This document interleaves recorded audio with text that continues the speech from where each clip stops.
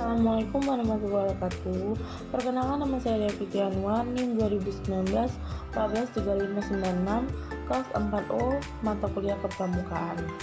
Baiklah, di sini saya ingin membahas PPT saya tentang teknik pembinaan golongan siaga dan penggalang. Pengertian sistem AMONG pada pendidikan kepramukaan. Kata AMONG artinya adalah mengasuh, memelihara, atau menjaga. Orang yang melakukan sistem AMONG ini dinamakan pamong. Sistem AMONG merupakan sistem pendidikan yang dilaksanakan dengan cara memberikan kebebasan kepada peserta didik untuk dapat bergerak dan bertindak secara leluasa dengan sebisa mungkin menghindari unsur-unsur perintah, keharusan, dan paksaan. Sistem AMONG dipilih untuk menumbuhkan rasa percaya diri, kreativitas, dan aktivitas sesuai dengan aspirasi peserta didik. Sistem AMONG dalam pendidikan kepramukaan merupakan hasil pemikiran dari Raden Mas Surwardi Suryaningrat atau dikenal sebagai Ki Hajar Dewantara, Bapak Pendidikan dan pendiri perguruan Taman Siswa. Ki Hajar Dewantara adalah Menteri Pendidikan pada Kabinet RI pertama.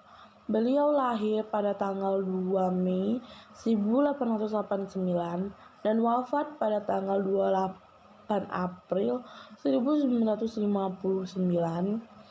Hasil pemikiran Ki Hajar Dewantara ini tidak hanya dijadikan sebagai prinsip pembinaan dalam gerakan pramuka saja, akan tetapi juga dipakai sebagai pertimbangan dalam merumuskan sistem pendidikan nasional secara lebih luas. Sistem AMONG mewajibkan pembina pramuka untuk melaksanakan prinsip-prinsip kepemimpinan sebagai berikut. 1. Ing ngarso sung tulodo, artinya di depan menjadi teladan. Ing manyan mangun karso, artinya di tengah membangun kemauan. Tut buri handayani, artinya di belakang memberikan dorongan. Sistem AMONG berarti mendidik anggota gerakan pramuka menjadi insan merdeka jasmani, rohani, dan pikirannya, disertai rasa tanggung jawab dan kesadaran akan pentingnya bermitra dengan orang lain. Di dalam melaksanakan tugasnya, pembina pramuka wajib bersikap dan berperilaku berdasarkan cinta kasih, kejujuran, keadilan, kepatutan, kesederhanaan, kesanggupan berkorban, dan rasa setia kawanan sosial. Pembina juga perlu memiliki sikap disiplin, inisiatif, dan tanggung jawab terhadap diri sendiri, sesama manusia, negara dan bangsa, alam dan lingkungan hidup, serta bertanggung jawab kepada Tuhan Yang Maha Esa. Sistem AMONG dalam gerakan pramuka akan memberikan kesempatan kepada peserta didik untuk mengembangkan pribadi, bakat, kemampuan, dan cita-citanya. Pembina sebagai pamong hanyalah menjaga, membenarkan, meluruskan, dan memotivasi peserta didik. Peserta didik harus diperlakukan sebagai subjek pendidikan. Kegiatan kepramukaan dengan menggunakan sistem AMONG dilaksanakan dalam bentuk yang nyata disertai contoh-contoh yang nyata pula, mudah dimengerti dan dihayati atas dasar minat dan karsa peserta didik. Penerapan sistem AMONG dalam golongan gerakan pramuka. Pembina pramuka juga harus tampil sebagai seseorang yang diteladani oleh peserta didiknya. Di dalam sebuah golongan, pembina pramuka berperan sebagai pemberi contoh dan teladan tentang berperilaku secara terpadu, tidak terpisah-pisah, dan saling berkaitan untuk semua golongan gerakan pramuka. Berikut ini cara penerapan sistem AMONG pada golongan gerakan pramuka. 1. Sistem AMONG pada pramuka siaga. Sifat dasar pramuka siaga adalah senang meniru, suka dipuji, suka bernyanyi, manja, dan masih suka bermain. Para pramuka siaga, pembina lebih berperan banyak dalam memberikan prakarsa, banyak memunculkan daya kreasi peserta didik. Pembina juga memberikan dorongan dengan peserta didik dengan cara menyesuaikan sifat daya nalar dan suasana siaga. Sifat amung dengan di depan memberikan contoh ing ngarso sung tulodo porsinya harus lebih besar dibandingkan golongan pramuka lainnya. 2. Sistem amung pada pramuka penggalang. Pada pramuka penggalang, sifat-sifat pramuka siaga masih ada sebagian yang terbawa.